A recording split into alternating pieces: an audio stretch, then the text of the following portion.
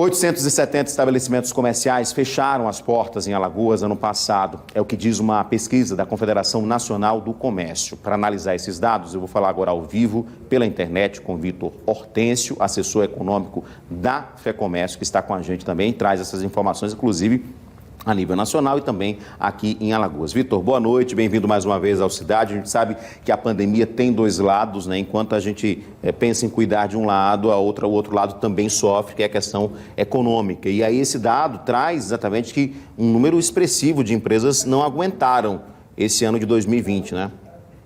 Boa noite. Isso mesmo.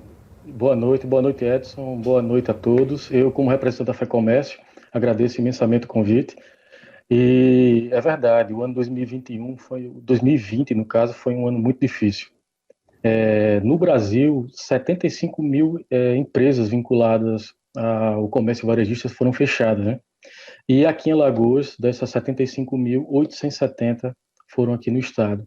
O ano passado, só para ter uma ideia, de postos de trabalho, eu fiz uma análise sobre emprego, no caso, formação de força de mão de obra, né, vinculada ao comércio varejista. Entre março e junho, que foi justamente o mês antes da abertura do comércio, a gente teve uma média, perdeu aqui em Alagoas, uma média de 11 mil postos de trabalho. Então, foi um mês muito complicado, e juntamente com o fechamento das empresas, a gente sabe que tem uma ligação direta à demissão, né, de um grande número de pessoas.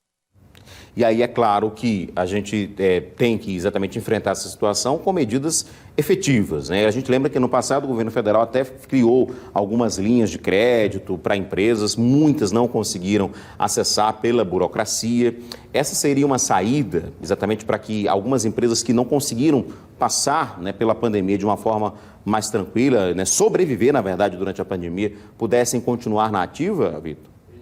É isso mesmo. A economia ela é formada por dois lados, né? Oferta e demanda.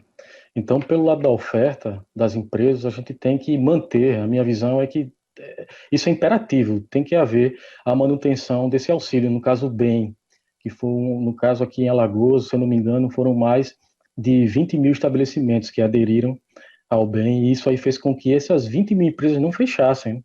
Aqui em Alagoas, para você ter uma ideia, a gente tem uma média de 180 mil empresas. Dessas 180, 20 mil aderiram bem e fizeram com que milhares de empregos fossem mantidos. Isso aí pelo lado da oferta. E pelo lado da demanda, a gente só não teve, como a Laura Carvalho, né, no livro dela, não teve um curto-circuito por conta, primeiro, que teve o bem pelo lado da oferta e pelo lado da demanda a gente teve o auxílio emergencial. Só para você ter uma ideia, Edson, no ano passado, aqui em Alagoas, no período de abril, né, no período de abril a dezembro, a gente teve uma injeção líquida de 5 bilhões de reais. Isso é muito dinheiro, entendeu?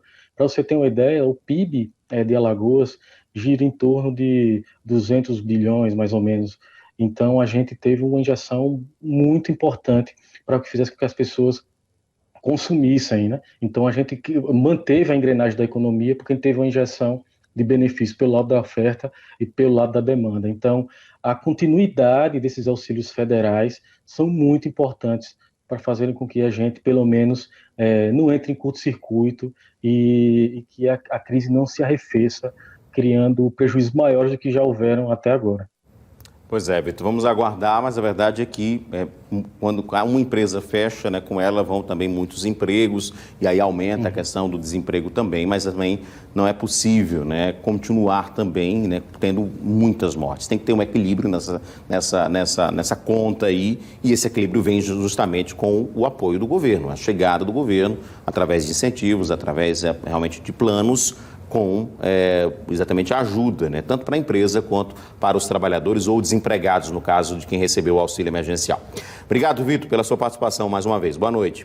Eu agradeço e boa noite. Até a próxima.